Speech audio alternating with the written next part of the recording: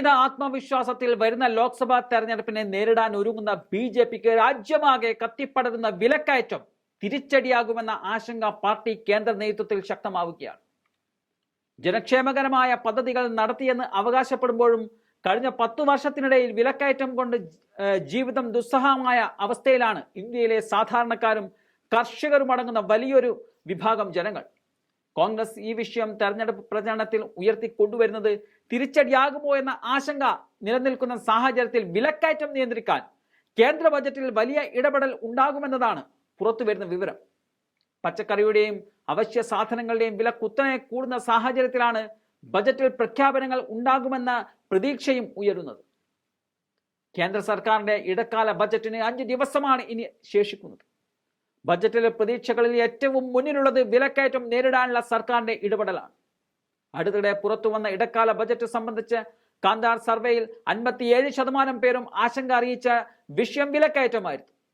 കഴിഞ്ഞ വർഷത്തെ സർവേയിലേക്കാൾ വിലക്കയറ്റം ചൂണ്ടിക്കാട്ടിയവരുടെ എണ്ണം ഇത്തവണ 27% കൂടുതലാണ്.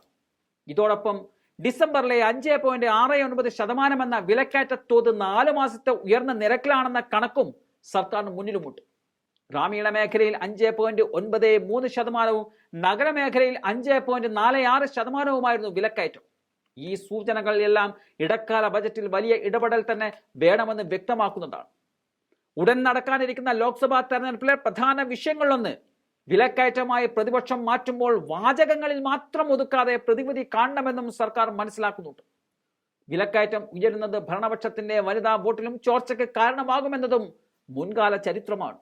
അതിനാൽ പച്ചക്കറി, ഗോതമ്പ്, അരി തുടങ്ങിയ സാധനങ്ങളുടെ വിലവർധനവ് തടയുക എന്നതാവും ബജറ്റിലൂടെ സർക്കാരിന്റെ പ്രഥമ ലക്ഷ്യം.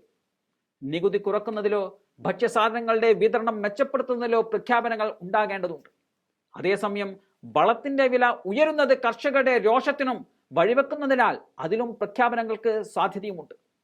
രാജ്യമാകെ മോദി പ്രഭാവം വീശിയടിക്കുമെന്ന കണക്കുകൂട്ടലിലും വിലക്കയറ്റമെന്ന ദുർഭൂതം അതിന് തടസ്സമാവുന്ന യാഥാർത്ഥ്യം തിരിച്ചറിഞ്ഞുകൊണ്ടായിരിക്കും വരും നാളുകൾ ബി.ജെ.പിയുടെ പ്രയാണം.